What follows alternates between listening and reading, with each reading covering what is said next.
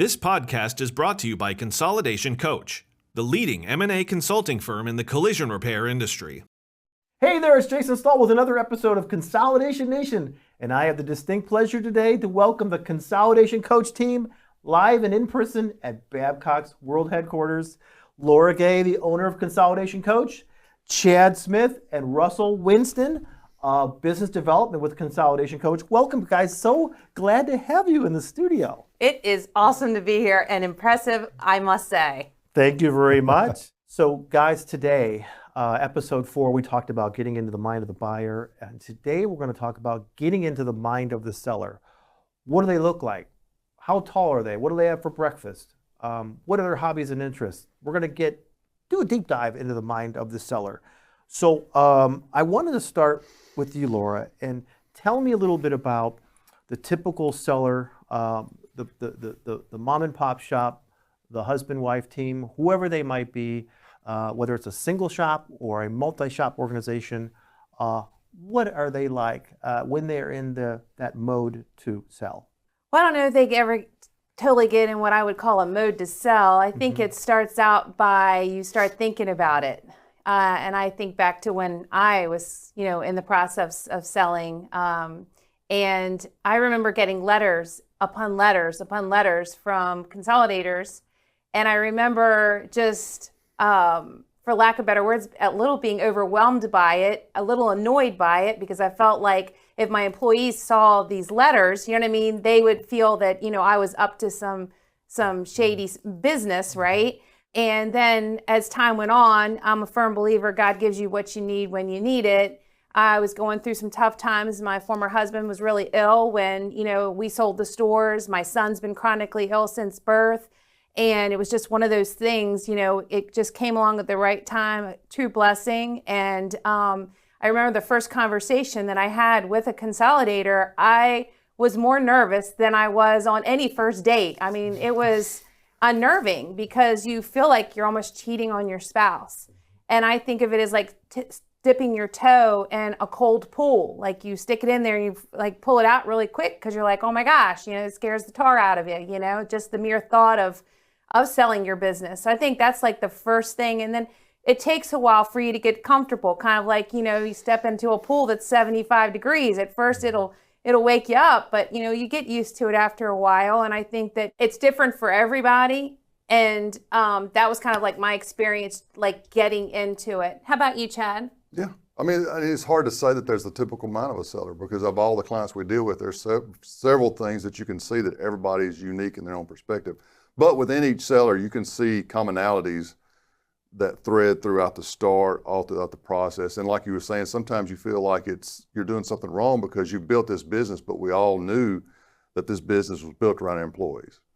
So sometimes you'll get that feeling of like, okay, am I doing this for me? What's it going to be like for my employees? You kind of, you know that it affects more than just you and your family sometimes. And we always have to remind our clients that you're right, that's the right mentality to have, but never forget, at the end of the day, you own the business. This is your priority, and it has to be what's best for you and your family. And more times than not, using that same mindset, the employees are well taken care of too. Yeah. What was your experience, Russell? Very nerve-wracking, just like you said, just kind of sneaking around to catch phone calls because you can't catch phone calls at the shop. You're kind of worried about it, so a lot of jumping in the truck to go for a drive, to go take a phone call, same thing, just real nervous, just a lot of worry and the fear of the unknown, but it's excitement too. I mean, it's the excitement of, okay, they're interested. I've built something that somebody's interested in and you're proud of that. And you're proud that somebody would like to come look at it is the way I saw it, Yeah. So. The fear of the unknown was scary for me too. Yeah. At the time, I felt like, what could I possibly do? I mean, my plan was to be a stay-at-home mom for a while, but at some point I wanted to have another career, and I'm thinking to myself, I was really beat down by the insurance companies. And I think that's what a lot of body shop owners feel, They feel like they're so beat down by the insurance companies. They make you feel like you're nothing but a, shoddy body shop owner, that you don't know anything. And I know that was really hard for me. And I remember, after I sold, so many people came up to me, and just reminded me of who I was, you know what I mean?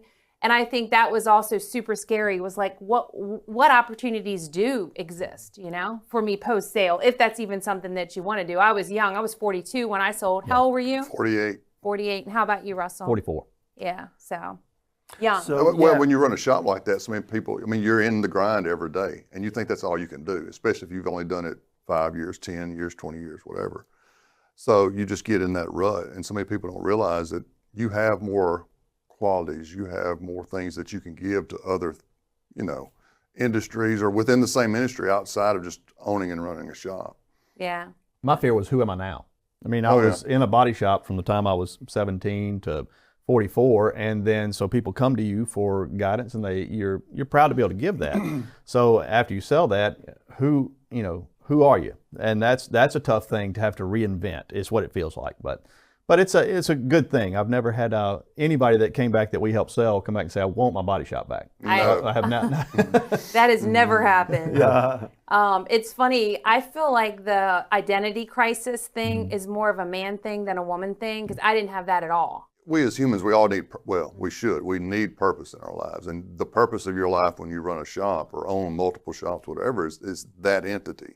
So when it goes away, you have that void. And most people worry about how that's going to be filled. You have some shop owners, they want to do it for retirement. They're at that age in their life, that stage in their life, they want to be more family oriented. They've got grandkids, they want to do ball games, unrestricted, worried about running a shop or shops. And you've got some that are, there are some owners that run shops that they're invigorated by it. They get up, they enjoy the challenge of doing or being a part of that industry, fighting the fight if it's so be it. The employees, so forth, and having that camaraderie, they just enjoy it. And you have some that are like, I've been doing this 20 years. I'm tired. I'm ready for a change. But they're not necessarily ready for retirement. Because I know that's one thing I say fought. Whenever we sold it, I was like, well, you're going to retire. I was like, oh, no. No, I'm not retiring at 48. I don't know that I'll ever retire. But you've got to think about what that post-sale life looks like before the closing day. I think another thing, and we've talked about this, and we always tell our clients, one of the things with selling that always to this day blows my mind is closing day. Like you that's something you talk about a lot, Russell, is just what that looks like. I'll let you take that one. It really is. You build this thing, and it's kind of like buying a house. You want everybody excited. You want balloons there. If you want to shake somebody's hand that's across the table and say, hey, I'm handing this over to you. And you get that call from the lawyer and says, okay, check your account, the money's in there. And from there, you just walk back to your car and drive off. And there's not the celebration that you want. So that's kind of a tough thing that is hard to battle. You kind of mentally, you have to kind of deal with saying, okay, it's a little more uneventful than you think it would be. Yeah, very anticlimactic for sure. You definitely feel like there should be passing of the baby, and this is how you take care of the baby, and in a lot of cases that just does not happen, or in most cases it's impersonal. It is impersonal. And that's what the difference is, I think. We all had emotions when we had our shops because of various reasons, but when it comes to selling it, it's at the end of the day, this is a business transaction. There's typically no emotion in it. Yeah, you have to keep that definitely in mind. for the buyer. You guys, Right. For the seller, yes, there's always going to be emotions. And I think that's where we come in play too, is in what we do is try and help. You need those emotions. You've got to work through them. We've all worked through them, so we can, you can help them with that. But at the end of the day, you've got to be mindful of this needs to be as emotionless as possible for no other reason than to protect your interest in what you've worked so hard for. You made me think of, I don't know why, the image of dropping your kid off in college and then pulling the car out and then seeing them disappear in the rearview mirror, and I never owned a business, so I've never had that emotional attachment. And I think non-business owners like me go, yeah, sell, take the money, but we don't think about this blood, sweat, and tears you've invested in all those years, and we would if we did own a business. But I wanted to go back to something you said, Laura. When you're running your shops, you were getting bombarded with letters to sell. And that was sort of your instigator. You never even thought about it before, from what you said. And that was your impetus to start thinking about it. And then there were other life circumstances that you started thinking about. What typically coaxes a buyer into a seller into thinking about selling. And I'm sure it's different for everybody. But and I'm sure obviously right now with Consolidation Nation podcast, with your articles you write for us, everybody in the industry knows that their shop could potentially be sold, and if they're in the market. But so what typically gets a seller thinking about that? I think it starts with they start getting letters or contact from buyers or somebody in the industry, showing interest. And like anybody, that's going to make you feel good, that people are interested, I think that's the first thing gets you thinking. And then I think, I think it's safe to say that 90% of all shop owners are stressed to the max. Would Yeah. you guys agree? 95. 95%. I was being conservative. They're all frustrated. Most are really suffering and challenged with having really good profit margins now. I mean, you really have to reinvent yourself and change the way you ran your business from 10 years ago. That was one thing when Chad was selling, he and I talked about, what was going to be involved for him to continue to grow and whatnot post sale. And I remember Chad telling me, I think I'm going to have to spend X amount of dollars in retooling, education, certifications, and things to be competitive. And this is how many years ago now? A little over 3. Yeah, almost 4 years. And I mean, he's absolutely spot on, because that's exactly what it's going to take to be competitive. And I think that's probably, some of the biggest things that drive it, but I'll pass it on to you guys for additional comment. It depends on who the seller is. Of course, you have the standard. Everybody thinks, well, I'm ready to retire. That's my motivation to sell. And again, that's a big portion of what we deal with. But a lot of it is burnout. They're just tired. They're just ready to move on to something different. I mean, we've seen sellers. I think we have some that was in their late 30s, early 40s. But they're just at that point that they know the time is right, of course, because what we've seen the past 4 or 5 years with consolidation is it continues to grow and expand. But you've got those that are just want to take advantage of it. They know that, there could be that time 10, 15 years from now, they don't have that opportunity perhaps to sell to a larger organization. So they don't want to risk it per se. There are very few out there that are just very mindful business people. They see the opportunity. They can sell now, and then they can pivot, if you will, into another career outside of the collision industry in another business altogether. So it really depends on, who they are and what their motivation is. I mean, I would say that's the two. I mean, you've got the people that are ready to retire, and you've got the people that are not ready to retire, but they see that it's a good business decision to go ahead and sell now. One more thing I just kind of thought of, I think also when shop owners that actually own their real estate, when they realize that they can make more money in retirement on renting their building back to their buyer, they're like, give it to me, I'm out, peace.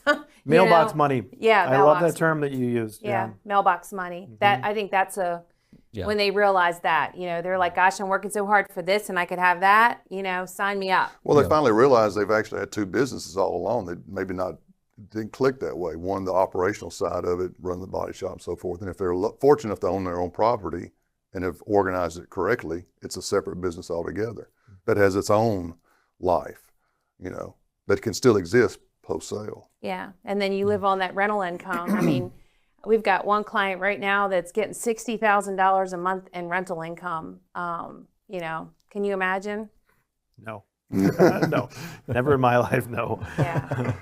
So I think it's interesting that no matter what kind of seller you are, no matter what you look like, no matter what demographic, you kind of have to make a decision right now. There's a famous phrase of the road is paved with flat squirrels who could not make a decision. Right? Yes.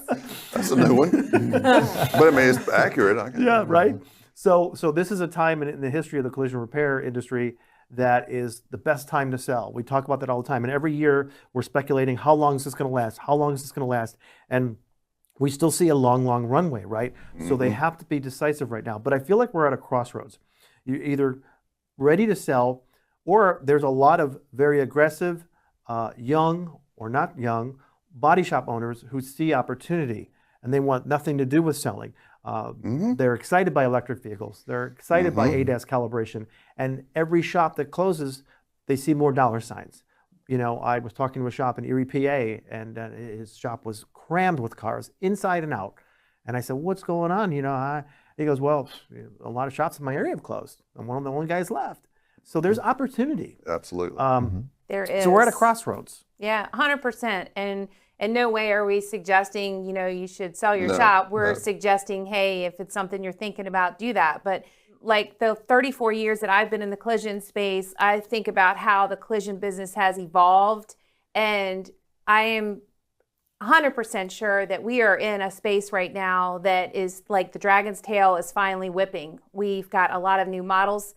You know how people are running shops. One of the biggest ones that we hear a lot of people talking about is, you know, a balanced bill model.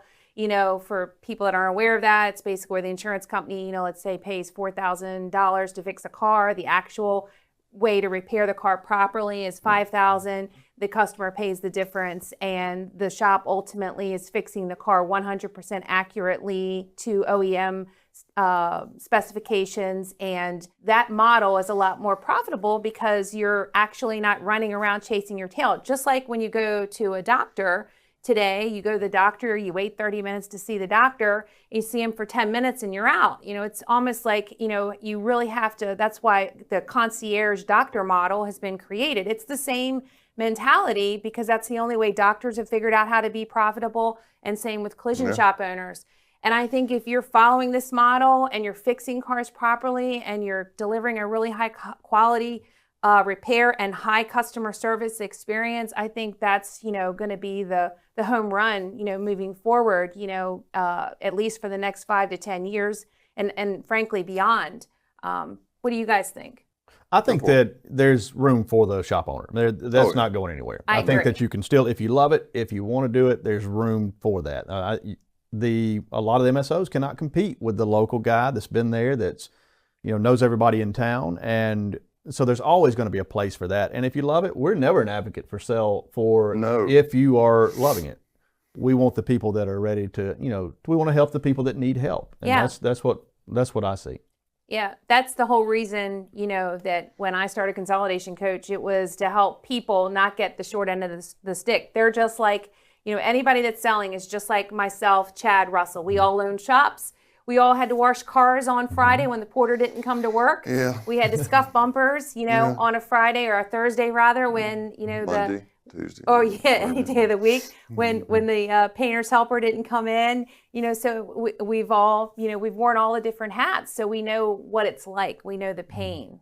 Right. Well, and you've mentioned it before. I mean, you've only got one opportunity to sell your business the correct way. Yeah. You know, and most of the people we deal with are not multiple business owners, or they, you know, built a business, sell it, and then do something. They're pretty much generationally tied to the body shop or what have you, and this is their one opportunity to sell it. So you want to make sure you do it right. Yeah. You know, because it's not like buying a car. You buy a car, you sell a car. You buy or homes. Yeah. Typically, I would say 90% of the people that we deal with, you know, this is their one-time business transaction they'll ever probably be involved with. Yeah. So and it's so important because you've built this business. So many people don't realize what their business is worth, and they're in fact creating generational wealth, you know what I mean, that they can pass on, especially if they're retaining their real estate and renting it back. You know, it's just, it's such an opportunity that, you know, I don't think a lot of people that are actually selling their shops really realize like what they're doing, you know what I mean, and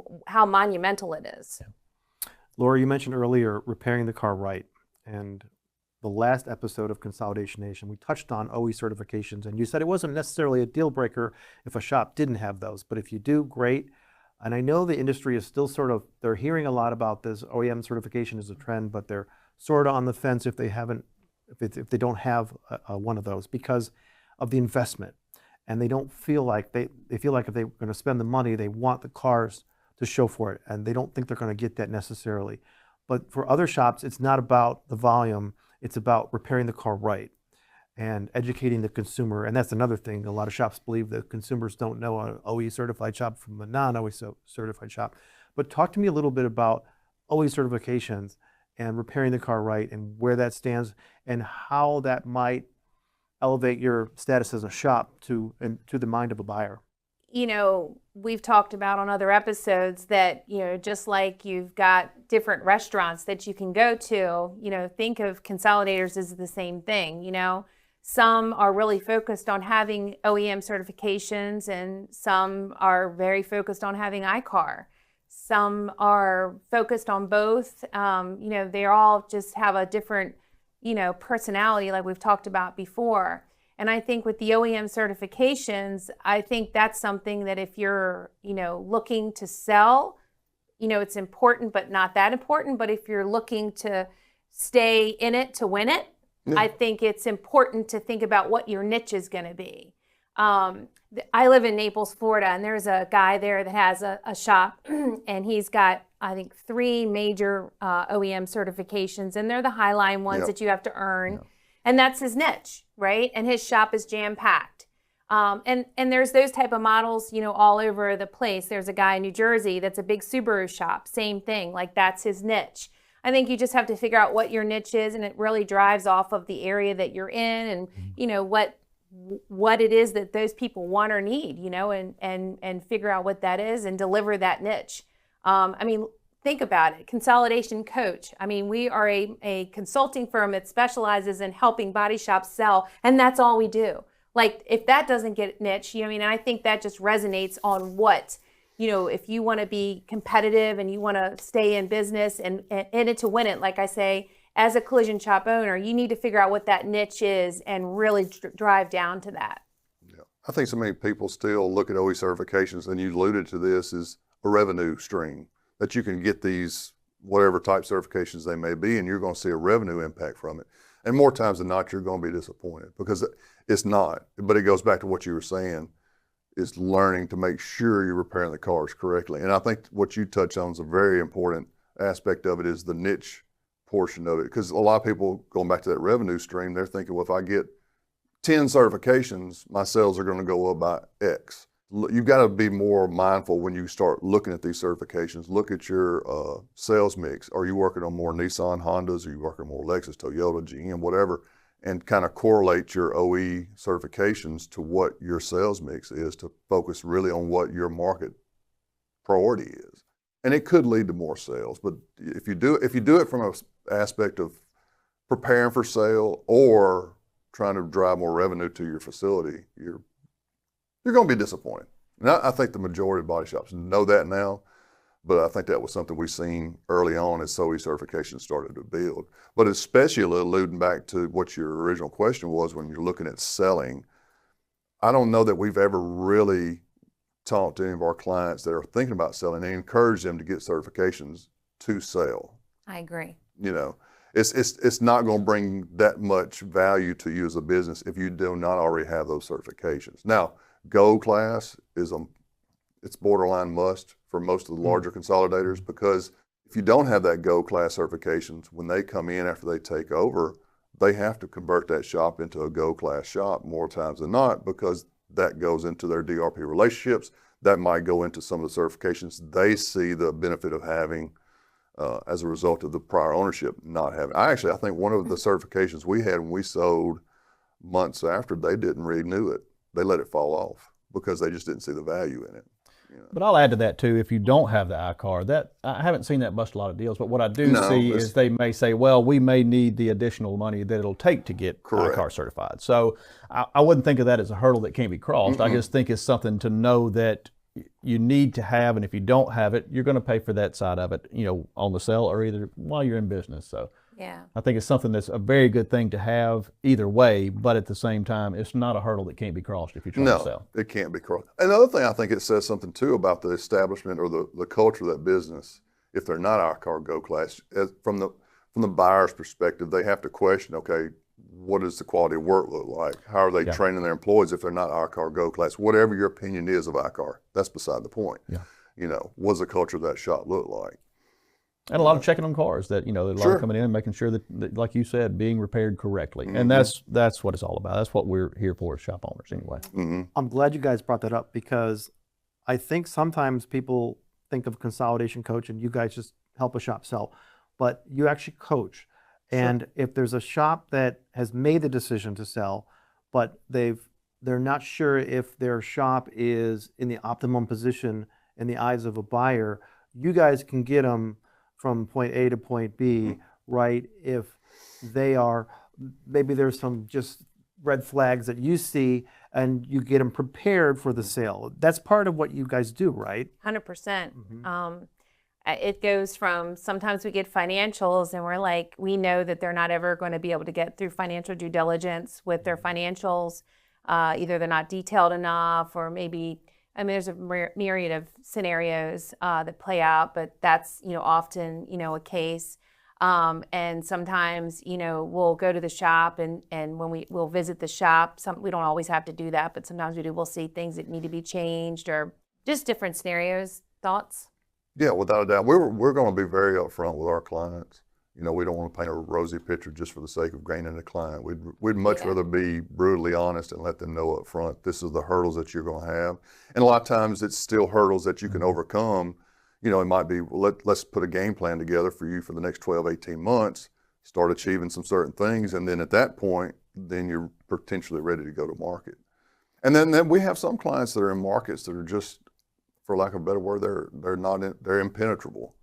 There's no consolidators within 4 hours. Yeah. And you just have to be brutally honest and say, the time is not right for you yet. Yeah. And touching on that, that's the same thing you said about the 12 to 18 months. Sometimes it takes a little time for it to grow to them. Right. Oh, yeah. Because so that's, same thing, and we give that same, answer to them. So, hey, it's probably not right now. It's going to take a little time to do it. So, Yeah. That's something that, we do have to have sometimes. Yeah. So Laura, you were a seller before, and I think you said to me one time you somewhat regretted selling when you did, given the market now, that Oh, yeah. right, you could have made so much more money. So how can a seller today avoid that scenario, avoid those regrets, and truly max out when they sell? Jason, for the record, let me just say, I don't regret selling the stores for 1 second. I do regret not getting as much money, as I could have gotten in today's market. But I feel like the return on investment, being able to, travel, created this business, getting to meet shop owners, help shop owners, down the journey, becoming friends with, Chad through his sale, and then Russell, and, them coming aboard, our little team. And, this is a job for us, but it's not a job. Right. We have a lot of fun, like coming here today, to Babcock's. I mean, it is an unbelievable experience. Like, we would never have gotten this experience if we weren't doing what we were doing, likely. And getting to tour this facility is just, I mean, it's unbelievable. So I feel like, I know that you only get so many tickets to the fair of life, and, at some point you run out of tickets. So I just feel like, for me, I've gotten to do so many fun things and experiences that if I had been stuck in my hole, my pit, my shops, I would have not been able to. So I'm very grateful that I exited when I did. But again, it's a personal thing, and you have to do what's best for you. Yeah. Yeah. Well, what you actually asked, I think, was how's the best way for shop owners to maximize that return? In hindsight, it's always 20/20. Looking back, we could have, you can always do different things or have a bigger operation perhaps that will bring you more value. But you are who you are at that time you're ready to sell. The biggest thing I think we see more often than not is people don't have their financial house in order. If not anything, because you run your shop the way you run your shop, you have certifications, gold class, equipment. I mean, we never say, hey, you need to invest $250,000 in your facility before you go to market. Just, you are who you are. But how are you representing who you are through your financials? And I think that's a big thing that a lot of people can brush up on their P&Ls, primarily make sure they're organized a certain way. And they are actually tracking those to, see what opportunities might be there for their own revenue, that they're missing something, that they could do something very simple and make a 10% increase in their revenue, and they don't even realize it because they're not looking at their financials. Yeah. I think that's the big thing, that, basically no cost, that could show big returns, if and when they do decide to go to market. Yeah.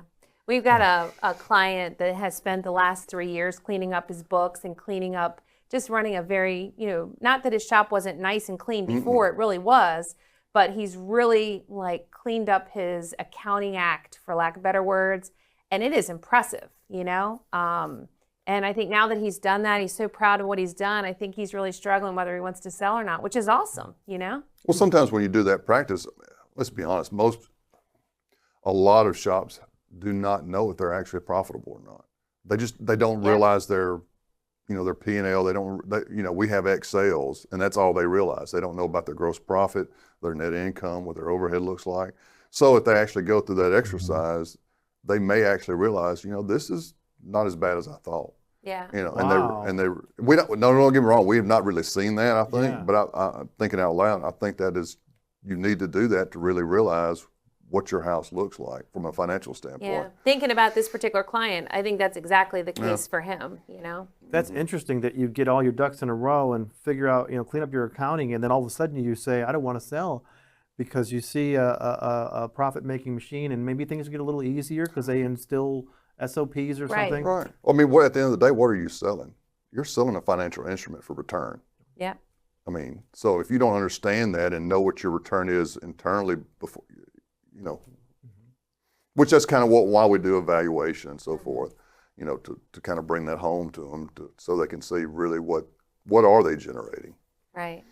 Well, thank you all for being here, present at Babcock's World Headquarters. This has been an awesome discussion of the mind of the seller. And in the next episode, we're going to talk about post-sale life.